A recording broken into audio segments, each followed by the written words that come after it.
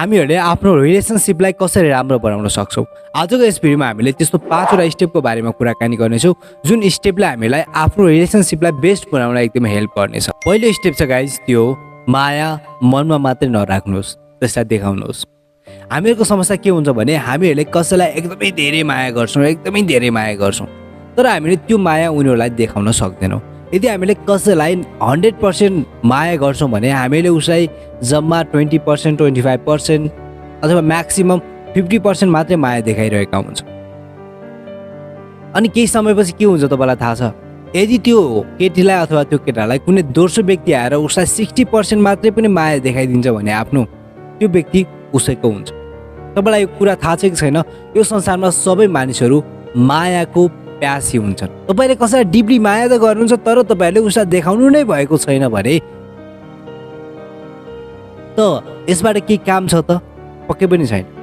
दोस्रो व्यक्तिलाई लाग्छ यो तोरी भन्दा त मलाई यसै धेरै माया गरिरहेछ, अनि त्यो व्यक्ति दोस्रो व्यक्तितिर अट्र्याक हुन्छ। गाइस, धेरै मानिसहरूको समस्या यही हुन्छ, उनीहरू भन्छन् म त उसलाई धेरै माया गर्थेँ, के गर्नु यार, म त उसलाई माया नै देखाउन सकेन, तिमीले मेरो माया नै बुझेनौ भनेर हामीहरू धुरु रोइरहेका हुन्छौँ। तर वास्तवमा के हो भने हामीले उसलाई माया नै देखाइरहेका थिएनौँ, जस कारण उसले हामीलाई छोडेर गएको। त्यही भएर यदि तपाईँ रिलेसनसिपमा हुनुहुन्छ, यदि तपाईँले बिहे गरिसक्नु भएको छ भने तपाईँले आफ्नो बुढीलाई, आफ्नो वाइफलाई, आफ्नो गर्लफ्रेन्डलाई जति माया गर्नुहुन्छ नि हार्टली, त्यति माया देखाउनु पनि होस्। जब तपाईँले आफू जति माया गर्नुहुन्छ त्यति देखाउनुहुन्छ तब त्यो व्यक्ति तपाईँकै हो। फर्स्टमा त मानिसहरूले अनुहार हेर्लान्, अनुहार हेरेर अट्र्याक होलान्, तर एन्ड अफ द डे को व्यक्तिले कसलाई कति माया गर्छ भन्ने कुराले धेरै नै म्याटर गर्छ। त्यही भएर आफ्नो मायालाई मनमा मात्रै नराख्नुहोस्, जति मनदेखि माया गर्नुहुन्छ त्यो देखाउन स्टार्ट गर्नुहोस्। हामीहरूले आफ्नो रिलेसनसिपलाई बेस्ट बनाउने दोस्रो स्टेप छ गाइस, त्यो हो सेक्रिफाइस योर इगो। यदि तपाईँ रिलेसनसिपमा हुनुहुन्छ, यदि तपाईँ मायामा हुनुहुन्छ भने गाइस तपाईँहरूले इगोलाई त्याग गर्नुपर्छ। यदि तपाईँ इगोसँग नै रिलेसनसिपमा बस्नु भएको छ भने तपाईँको त्यो रिलेसनसिप लङ टाइम चल्दैन। तपाईँहरू भन्नुहोला यार मैले यो साली केटीलाई मात्रै कति म्यासेज गर्नु यार, बिहान उठेदेखि साँझसम्म मैले नै म्यासेज गर्नुपर्छ, मैले फोन गर्नुपर्छ, यसरी त मलाई कहिले पनि गर्दैन। यदि हामीले यस्तो इगो बोकेर उसलाई म्यासेज गर्दैनौँ, उसलाई टेक्स्ट गर्दैनौँ, उसलाई कल गर्दैनौँ भने उसको त झन् बानी नै छैन तपाईँलाई फोन गर्ने, अनि तपाईँको रिलेसनसिप कसरी अगाडि बढ्ला। त्यही भएर तपाईँहरूले तबसम्म उसलाई कल म्यासेज गर्नुहोस् जबसम्म त्यो व्यक्तिलाई तपाईँको लत लाग्दैन।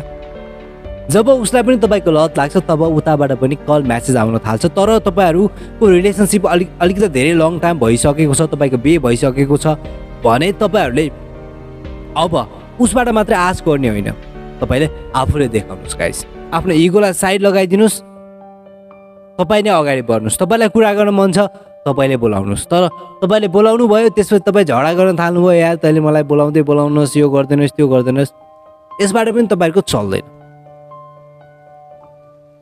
अनि वैवाहिक जीवनमा पनि अर्को खालको समस्या आउँछ।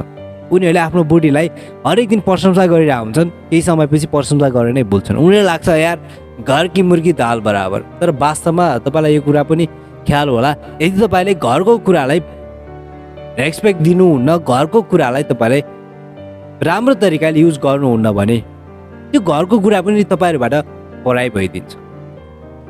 केटाहरूले बिहे नगर्दासम्म पुरा केटीहरूको पछि मरि हत्या गरिरहेका हुन्छन्, तर बिहे गरिसकेपछि यो कहाँ जान्छ रे यो भनेर उनीहरूले बिहेभन्दा अगाडि जस्तो खालको रियाक्ट गर्थे नि केटीलाई देखेर, त्यसपछि उनीहरूले त्यो गर्न छोड्छ, जस कारण धेरैको घरबाट टुटेको हामीले देखेकै छौँ। त्यही भएर रिलेसनसिपमा इगो भनेको एकदमै नराम्रो कुरा हो। रिलेसनसिपमा जेलसी हुनु राम्रो हो। यदि तपाईँको रिलेसनसिपमा तपाईँलाई जेलस हुन्न एकअर्काको बारेमा भने त्यो रिलेसनसिप सकिन्छ, तर रिलेसनसिपमा इगो भयो भने त्यो रिलेसनसिप पट्किन्छ। हामीहरूले आफ्नो रिलेसनसिपलाई बेस्ट बनाउने तेस्रो स्टेप छ गाइस, त्यो हो आफ्नो पार्टनरको नराम्रो पक्षलाई झल्काइदिनुहोस्। भन्नुको मतलब तपाईँको पार्टनरमा, तपाईँको गर्लफ्रेन्डमा, तपाईँको बोयफ्रेन्डमा, तपाईँको बुढोमा, तपाईँको बुढीमा कुनै यस्तो नराम्रो बानी हुनसक्छ, त्यो बानीको बारेमा तपाईँले उनीहरूलाई राम्रो तरिकाले भन्न सक्नुहुन्छ। हेर तँसँग यस्तो यस्तो तेरो ह्याबिट छ, यो ह्याबिटलाई चेन्ज गर्दा राम्रो। हेर बुढी तँसँग यस्तो यस्तो नराम्रो ह्याबिट छ, यो ह्याबिटलाई चेन्ज गर्दा राम्रो। हेर बुढा तपाईँहरूले उनीहरूको कमजोरीलाई देखाइदिनु भयो भने उनीहरूले त्यो कमजोरीलाई सुधारेर अझै बेटर मानिस बन्न सक्छ। तर तपाईँले उनीहरूको कमजोरीलाई देखाउन छोडेर तपाईँहरू उनीहरूको व्यवहारद्वारा आफै भित्रभित्र चिडिनुहुन्छ, भित्रभित्र तपाईँलाई रिस उठ्छ, तर तपाईँले भन्न सक्नुहुन्न भने पनि तपाईँहरूको रिलेसनसिप लामो समयसम्म राम्रोसँग चल्न सक्दैन। त्यही भएर भन्न गाह्रो होला, आँखा बन्द गरेर भनिदिनुहोस्, त्यसपछि उनीहरूले त्यो ह्याबिटमा परिवर्तन ल्याउन सक्छ। हामीले आफ्नो रिलेसनसिपलाई राम्रो बनाउने चौथो कुरा छ गाइस, त्यो हो प्रशंसा। तपाईँले आफ्नो गर्लफ्रेन्डलाई लास्ट टाइम कहिले प्रशंसा गर्नुभएको थियो? तपाईँले आफ्नो बुढीलाई, आफ्नो बुढालाई, आफ्नो बोयफ्रेन्डलाई लास्ट टाइम कहिले प्रशंसा गर्नुभएको थियो? याद छ? छैन होला। अझ बुढाबुढी भइसक्नु भएको छ भने त छैन होला। यस्तो अवस्थामा तपाईँको श्रीमतीलाई कसैले दोस्रो व्यक्तिले प्रशंसा गरिदियो भने उनीहरू हुरुक्क नहोलान् भन्न सकिन्न। यस्तै गरेर तपाईँको बुढालाई कुनै दोस्रो केटीले प्रशंसा गरिदियो भने तपाईँको बुढा उतातिर हुर्र होला भन्न सकिन्न। यस्तै गरेर गर्लफ्रेन्ड बोयफ्रेन्डको केसमा पनि यही छ। त्यही भएर तपाईँहरूले प्रशंसा गर्नुपर्छ। कुनै पनि व्यक्तिको राम्रो पक्षको प्रशंसा गर्नुहोस्, नराम्रो पक्ष उसलाई देखाइदिनुहोस्। त्यसपछि त्यो व्यक्तिसँगको तपाईँको कनेक्सन लामो समयसम्म एकदमै गजबसँग भइरहनेछ। तर तपाईँहरूले प्रशंसा कति गर्नु यार, यसले त मलाई केही पनि गर्दिनँ, मैले मात्रै गरिरहनुपर्छ, यसले त मलाई केही पनि गर्दैन, मैले मात्रै गरिरहनुपर्छ भन्ने इगो पाल्नुहुन्छ भने त्यो रिलेसनसिप गुड रिलेसनसिप हुन सक्दैन। हामीहरूले आफ्नो रिलेसनसिपलाई बेस्ट बनाउने पाँचौँ कुरा छ गाइस, त्यो हो प्लान योर लाइफ।